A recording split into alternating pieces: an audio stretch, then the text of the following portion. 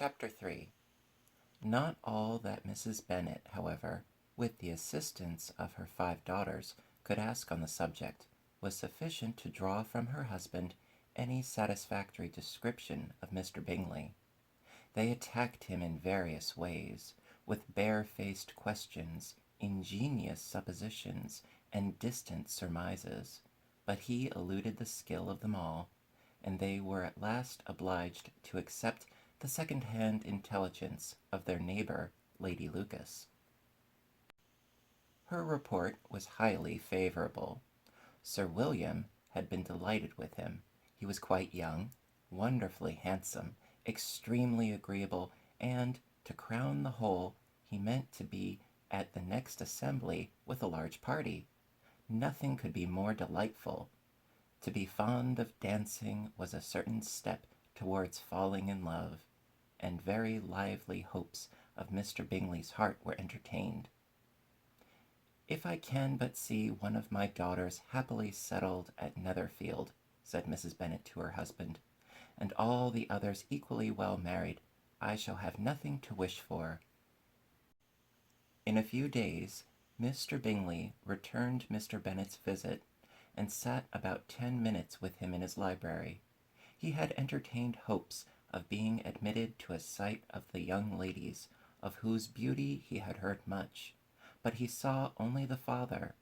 The ladies were somewhat more fortunate, for they had the advantage of ascertaining from an upper window that he wore a blue coat and rode a black horse. An invitation to dinner was soon afterwards dispatched, and already had Mrs. Bennet planned the courses that were to do credit to her housekeeping, when an answer arrived which deferred it all. Mr. Bingley was obliged to be in town the following day, and consequently unable to accept the honor of their invitation, etc. Mrs. Bennet was quite disconcerted. She could not imagine what business he could have in town so soon after his arrival in Hertfordshire, and she began to fear that he might be always flying about from one place to another, and never settled at Netherfield as he ought to be. Lady Lucas quieted her fears a little by starting the idea of his being gone to London only to get a large party for the ball, and a report soon followed that Mr. Bingley was to bring 12 ladies and 7 gentlemen with him to the assembly.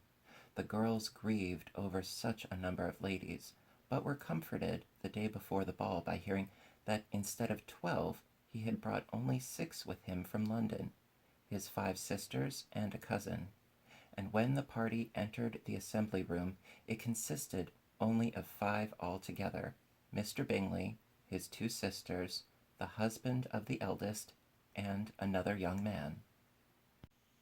Mr. Bingley was good-looking and gentlemanlike. He had a pleasant countenance, and easy, unaffected manners. His sisters were fine women, with an air of decided fashion. His brother-in-law, Mr. Hurst, merely looked the gentleman, but his friend, Mr. Darcy, soon drew the attention of the room by his fine, tall person, handsome features, noble mien, and the report, which was in general circulation within 5 minutes after his entrance, of his having 10,000 a year.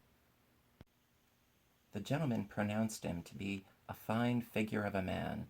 The ladies declared he was much handsomer than Mr. Bingley, and he was looked at with great admiration for about half the evening, till his manners gave a disgust which turned the tide of his popularity, for he was discovered to be proud, to be above his company, and above being pleased, and not all his large estate in Derbyshire could save him from having a most forbidding, disagreeable countenance, and being unworthy to be compared with his friend. Mr. Bingley had soon made himself acquainted with all the principal people in the room.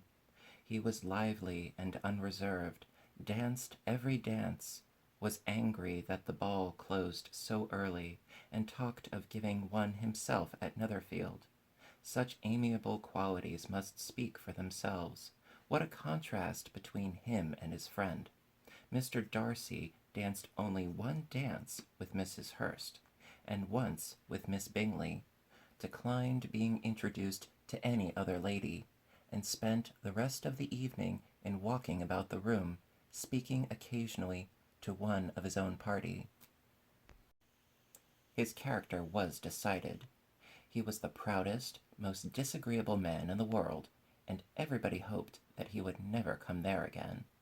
Amongst the most violent against him was Mrs. Bennet, whose dislike of his general behavior was sharpened into particular resentment by his having slighted one of her daughters. Elizabeth Bennet had been obliged, by the scarcity of gentlemen, to sit down for 2 dances, and during part of that time Mr. Darcy had been standing near enough for her to overhear a conversation between him and Mr. Bingley, who came from the dance for a few minutes to press his friend to join it. "Come, Darcy," said he, "I must have you dance. I hate to see you standing about by yourself in this stupid manner. You had much better dance." "I certainly shall not. You know how I detest it, unless I am particularly acquainted with my partner. At such an assembly as this, it would be insupportable.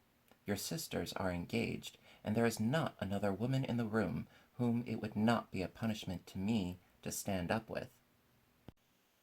"I would not be so fastidious as you are," cried Bingley, "for a kingdom. Upon my honour, I never met with so many pleasant girls in my life as I have this evening, and there are several of them, you see, uncommonly pretty."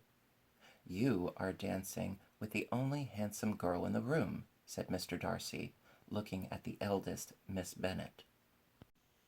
"Oh, she is the most beautiful creature I ever beheld. But there is one of her sisters sitting down just behind you, who is very pretty, and I dare say very agreeable. Do let me ask my partner to introduce you." "Which do you mean?" And turning round, he looked for a moment at Elizabeth, till catching her eye, he withdrew his own, and coldly said, "She is tolerable, but not handsome enough to tempt me. I am in no humour at present to give consequence to young ladies who are slighted by other men. You had better return to your partner and enjoy her smiles, for you are wasting your time with me." Mr. Bingley followed his advice. Mr. Darcy walked off, and Elizabeth remained with no very cordial feelings towards him. She told the story, however, with great spirit among her friends, for she had a lively, playful disposition, which delighted in anything ridiculous. The evening altogether passed off pleasantly to the whole family. Mrs. Bennet had seen her eldest daughter much admired by the Netherfield party. Mr. Bingley had danced with her twice, and she had been distinguished by his sisters. Jane was as much gratified by this as her mother could be, though in a quieter way.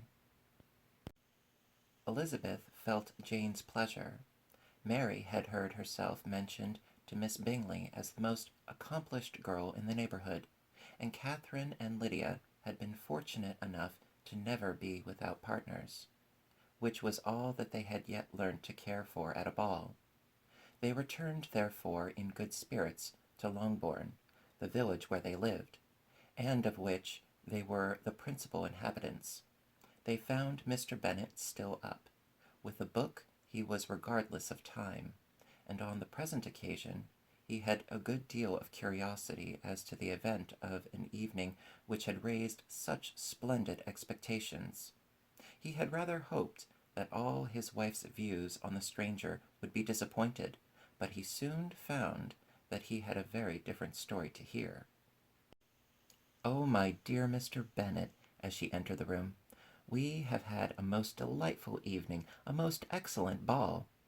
I wish you had been there. Jane was so admired, nothing could be like it. Everybody said how well she looked, and Mr. Bingley thought her quite beautiful, and danced with her twice. Only think of that, my dear, he actually danced with her twice, and she was the only creature in the room that he asked a second time, First of all, he asked Miss Lucas. I was so vexed to see him stand up with her. But, however, he did not admire her at all. Indeed, nobody can, you know. And he seemed quite struck with Jane as she was going down the dance.